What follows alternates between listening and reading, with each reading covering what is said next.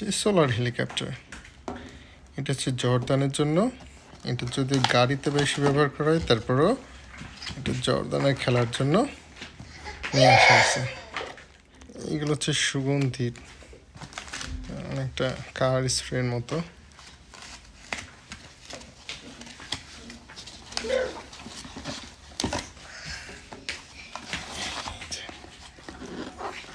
এই যে হেলিকপ্টার।